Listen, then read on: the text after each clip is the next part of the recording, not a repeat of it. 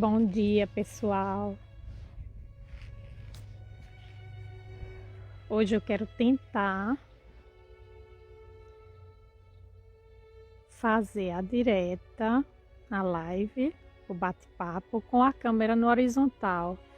Jane entrou. Jane, você pode me confirmar se tá bom assim? A imagem? Como é que eu faço para... Ok, bom dia, Jane.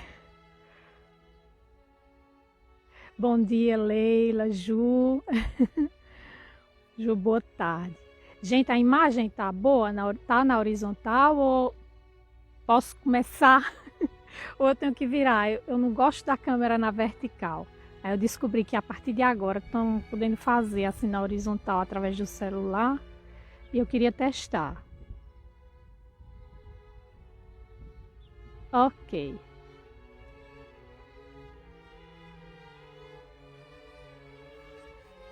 Ok, então bom dia. Aí eu falar em italiano, eu preferisco. Eu prefiro assim a câmera na horizontal. Bom, gente, hoje a gente vai começar e terminar, né? O capítulo 5 do livro Sabedoria de um Pobre. E eu quero começar com uma pergunta, como sempre, né? Qual é a importância da nossa conduta? Terça-feira passada eu falei para vocês que quando alguém traz, né, um ideal, ela não pode se permitir de vacilar em nenhum momento, porque o exemplo dela, né, vai trazer certeza, segurança a quem está seguindo aquele ideal. Esse era o caso de Francisco, né? Mas eu estou trazendo aqui para nós, qual a importância da nossa conduta? Ok, eu não trago um ideal, mas eu quero seguir o ideal que alguém trouxe. Qual é a importância da minha conduta ao seguir um ideal? Vamos mais adiante. Eu não sigo nenhum ideal, eu sou simplesmente pai, mãe. Qual é a importância da minha conduta no ideal de educar os meus filhos? E ok, vamos ainda mais adiante. Eu não sou pai, eu não sou mãe, eu não sigo nenhum ideal, eu não estou trazendo nenhum ideal. Qual é a importância da minha conduta para com aqueles que me circundam no meu dia a dia?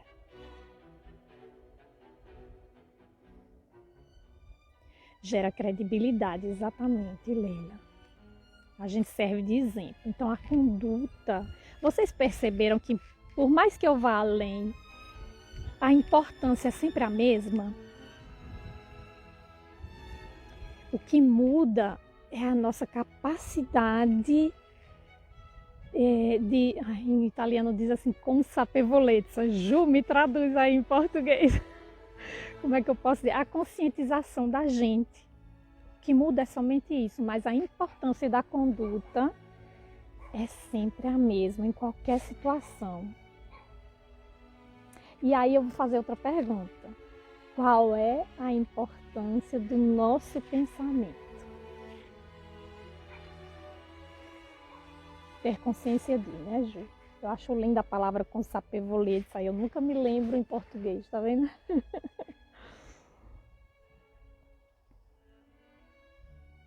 Isso, gente.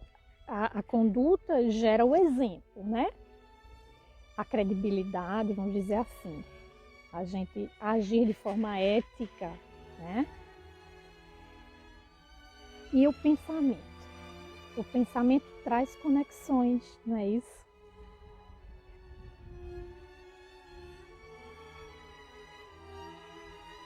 O pensamento traz conexões. Exato. Vocês estão aí mais preparados do que eu. Então, no capítulo de hoje a gente vai tratar sobre isso. A importância do vigiar e orar, né? Eu hoje mudei de lugar, eu estou sempre no mesmo ambiente, gente. Tem um terreno privado, né, particular, que aqui eu fico tranquila com a questão da pandemia. Eu me colocava sempre embaixo de uma árvore porque tinha sol. Agora hoje estava tão nublado que eu me coloquei aqui em outro lugar e agora o sol está chegando. Vai ficar assim. O pensamento é um atributo da alma, é isso mesmo, Ju. O pensamento é o guia inicial para gerar nossa conduta. Isso, Leila. Bom, então hoje a gente vai tratar sobre isso nesse capítulo, né? Ele se chama Trevas Cada Vez Maiores. É o capítulo 5 do livro Sabedoria de um Pobre. Eluá começa esse capítulo falando, eu acredito que esse seja o ápice da dor de Francisco. Daqui para frente a gente vai melhorando, né? A gente está na hora de Francisco sair dessa situação que ele está vivendo, né? O pensamento gera o hábito e o nosso destino, é isso mesmo. E a gente espera que se a gente trilhar pegar um pensamento errado ou trilhar uma conduta errada, que a gente possa sempre fazer em tempo de mudar a trajetória, né, gente? Bom, vamos lá. Eluá começa esse capítulo falando do inverno. O inverno no eremo, no eremitério, é muito duro. As estradas ficam cobertas de neve. Quando não, chove continuamente, aquela chuva fina e gelada, né? E cada um fica nas suas grutas, nas suas tocas, vamos dizer assim, sozinho, né? O homem fica entregue ali aos próprios pensamentos e aos próprios desejos. Gente, tudo silencia agora eu vou errar, no inverno, no verão, no inverno, tudo silencia, é como se tudo adormecesse, né? Quando começa assim, eu acordo de manhã e escuto os pássaros cantarem, aí eu digo, está chegando a primavera, né? A natureza começa a despertar. Então você num lugar isolado, sozinho consigo mesmo, entregar a sua luz ou a sua sombra, nu diante de Deus, né? E tudo em torno, silêncio. Talvez o único barulho que a gente escute nesses lugares é o vento. E Eluá diz também que o inverno para os pobres é muito duro, porque as casas que eles moram têm o teto sutil, né? Fininho, então não protege tanto do frio exterior. Aí ele diz que Francisco talvez ele está vivendo que é uma grande dor de cotovelo, isso mesmo, Ju. E está fazendo as contas consigo mesmo também, né? Ele passou por esse desprazer da traição dos amigos, isso mesmo. O Cristo também, né, Ju? A gente vai falar mais na frente. E aí, Francisco talvez tivesse comido de manhã e não saberia a próxima vez que iria comer, enfim. Estava vivendo aquela dor de cotovelo, como fala Juliana, né? E aí Eluá se desvia e Francisco vai para Frei Rufino. Rufino era primo de Clara, de origem nobre, um dos primeiros companheiros de Francisco, né? Um companheiro das primeiras horas. Já fazia um pouco de meses. Bom dia, Laíde, que bom você aqui. Então, Rufino ficava observando Francisco e via que já era vários meses que Francisco andava se arrastando, sem reação, sem entusiasmo, sem alegria. No início ele sentiu piedade de Francisco, mas com o passar dos meses, ele começou a ter dúvidas, né?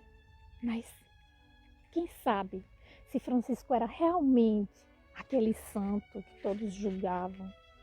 Será que não teria sido prematuro pensar que ele seria um santo. E nesse caso, olha aí a importância do pensamento, olha para onde vai viajando o pensamento de Rufino. E nesse caso, tem arte de gênio aí, tá vendo? E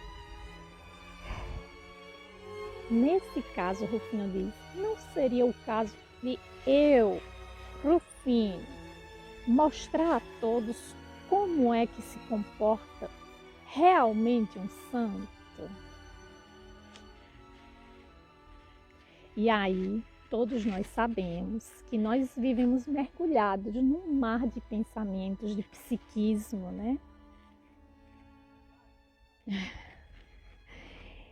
E a gente está o tempo inteiro intercambiando e interferindo, né? Nos pensamentos dos outros, no psiquismo dos outros. Penso, logo existo. E aí, imediatamente, Rufino se conecta com um pensamento que se veste de luz, segundo Eloá, e chega para ele. Mas olha a linguagem, e eu não sei como é que Rufino não percebeu, né, a origem daquele pensamento, de onde vinha.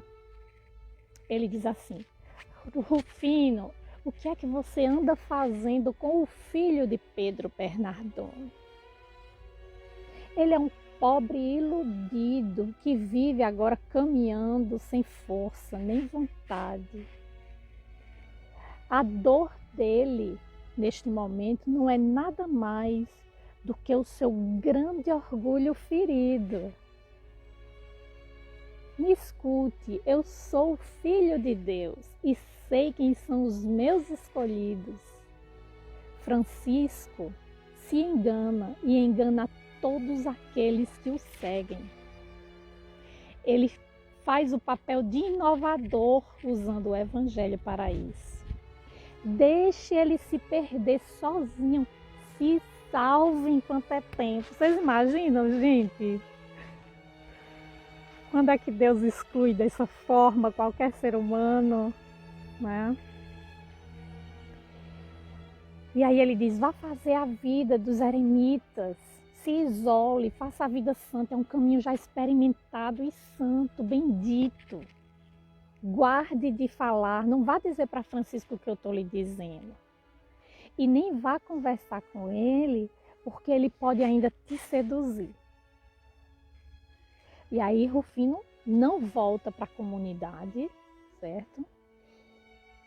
E os frades ali por ali não notaram nenhuma anomalia, porque eles viviam assim, que de vez em quando iam em oração, e Rufino era um homem de oração, né? Então de vez em quando ele se distanciava.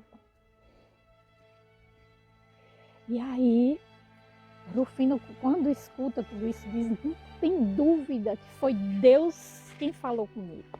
Imagina, Deus falando assim, gente. Ai, meu Deus, a gente nunca está preparado, né? Quando a gente veste o véu da cegueira, da soberba, como diz Juliana aí, a gente não consegue mais discernir nada, né? Mas tudo bem. O que acontece? Passam os tempos. Francisco, bom dia, Mábia. Francisco esbarra com... Olha o conselho que deram para Rufino, imagina. Espírito perfeito de Jesus já conselho de egoísmo, de isolamento. Deixa ele se perder, né, Ju? Mas deixa ele se perder sozinho. Que é isso? Você se salva. Misericórdia. Não é nem porque ele está se referindo a Francisco, né? Nem Jesus, nem Deus, como pensava Rufino. Jamais, né? Tendo uma lei inclusiva, Deus, né? Jamais iria dizer de abandonar um amigo, mesmo que tivessem dificuldade, né? Se perdendo realmente, que não era o caso de Francisco. Mas tudo bem. Francisco esbarra no bosque com Rufino. O que é que acontece? Rufino se espanta e sai correndo. Aí Francisco chama Rufino, nada. Aí Francisco começa a dizer, não, ele não está sendo conduzido pelo Espírito do Senhor, né? porque o inimigo, né, ele sempre faz com que a gente se isole dos amigos para que a gente possa cair mais facilmente. Deus jamais faria isso. Vigiar e orar, né, Leila? É muito importante isso, vigiar e orar. A gente precisa estar atento. E aí Francisco entra em oração, passa mais uns 2 dias e pede para Leão ir procurar Rufino. Aí Leão procura Rufino, né? E quando ele chega lá e diz: o que é que você quer comigo, Leão? Eu não tenho mais nada que fazer com o filho de Pedro Bernardone. Eu não quero saber nada, ele é um iludido, ele está errado, ele não é esse santo que você pensa que ele é, né? Sabe quando ele, naquele tempo, quando ele tem uma historinha de Rufino que ele não gostava, ele se sentia inibido para fazer as pregações e Francisco manda ele ir pregar numa igreja lá de Assis, se eu não me engano, era a igreja de São Rufino, que ele não é santo, né? O Rufino é o padroeiro de Assis. Aí ele manda ele pregar lá só com roupas íntimas. E ele vai desse jeito, morrendo de vergonha. O povo começa a rir dele e tudo, mas Francisco se arrepende, né? Diz: eu acho que eu pedi muito dele, eu exigi muito. Aí Francisco também vai de roupa íntima e chega lá para pregar junto com ele. Aí ele passa na cara isso de Frei Leão, né? Ele diz: você lembra que quando ele me fez pregar na igreja de Assis, só com as roupas íntimas? Aquilo é loucura de Francisco. Eu não estou mais sujeita a nenhuma loucura dele. Eu vou fazer a vida dos eremitas e vou me salvar e tal, né? Aí Leão diz assim: Rufino, como assim? Quem é que está colocando todas essas ideias na tua cabeça? Pelo amor de Deus, Rufino, volta. A gente precisa de você. Você se distanciar da gente vai ser a tua ruína e vai ser um golpe mortal para Francisco. Se você experimentasse por pouco tempo as dores da alma e do corpo que o nosso irmão está sofrendo neste momento, imediatamente você iria pedir misericórdia. Se ele está aguentando esse tempo todo, é porque ele está sendo conduzido e sustentado por Deus. Já está começando a chover. Eu tentei arriscar, mas... E aí, ele diz: vai embora, Leão, vai embora, não quero saber de conversa, né? Vamos tentar mudar aqui de lugar.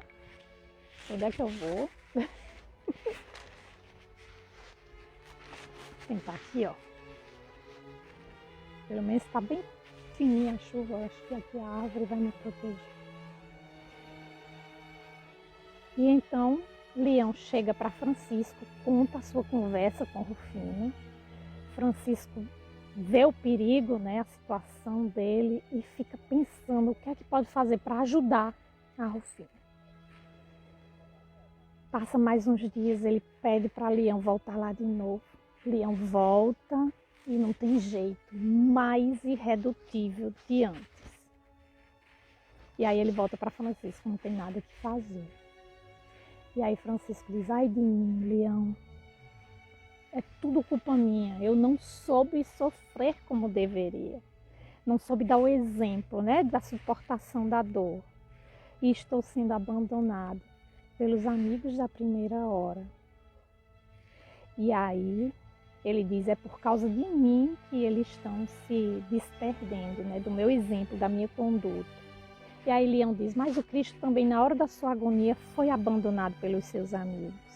Aí ele diz: está escrito, ferirei o pastor e as ovelhas serão dispersas. O discípulo não pode pretender de ser melhor do que o mestre, né? E aí Leão fica assim sem saber o que dizer. Aí Francisco pede para ele sair, que ele vai ficar sozinho e vai fazer a sua oração. E aqui, gente, a oração dele é pequenininha, linda. Eu vou ler para vocês, porque eu não saberia reproduzir. Olha o que Francisco pede, hein? O que é que vocês pediriam nessa situação? É quanta dor, a extrema dor. E aí somente o ressurgir dela. Não tem mais jeito, né? Francisco chegou no ápice. O abandono de Rufino para ele é uma dor imensa, em cima já de tantas outras dores. Não vamos esquecer, gente, que Francisco estava muito doente, mas muito doente, né? E ele diz assim: Senhor Deus, apagaste a minha lâmpada, e eis que estou mergulhado em trevas, e comigo todos os meus amigos. Tornei-me para eles um objeto de terror. Mesmo os que me estavam mais perto, fogem-me. Afastaste de mim os amigos, os meus companheiros das primeiras horas. Ah, Senhor, escuta a minha oração. Esta noite não foi já bastante longa? Acende um fogo novo no meu coração. Volta para mim o teu rosto e que a luz da tua aurora resplandeça novamente sobre a minha face, a fim de que os que me seguem, os que estão comigo, não caminhem nas trevas. Tende piedade de mim por causa deles. Ou seja, ele está pedindo para ele, algo para ele, para que os outros não se prejudiquem, né? Quem ia pensar numa dessa?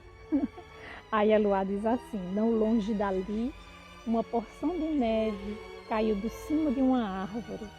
Ouviu-se um estálido de ramos, depois um ruído pesado sobre o solo, a neve caindo no chão, né? E tudo voltou a um profundo silêncio.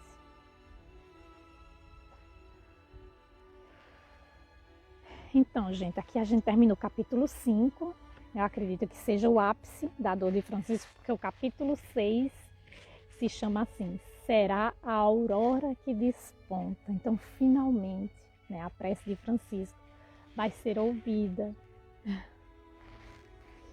Leila diz aqui, não, Jane, eu já li a de Jane, sim. Leila, a atitude de Rufino foi a mola propulsora para que Francisco buscasse reagir por amor à causa. Exatamente, Leila, você pescou, né, o objetivo aqui.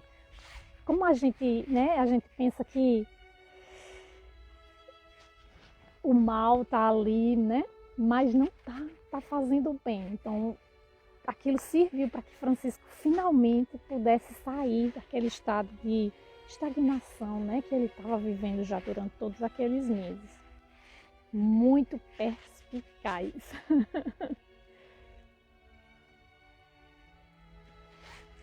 O que foi aqui que eu recebi alguma outra coisa que eu não estou entendendo por quê. Depois eu vejo aqui. É como se alguém estivesse escrevendo fora dos comentários do vídeo. Está me perguntando, tem como eu ver os capítulos anteriores?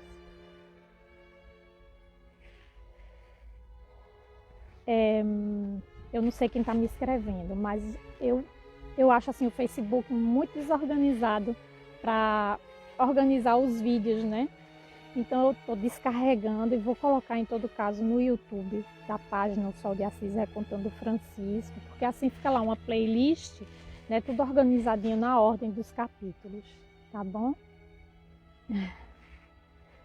Ok.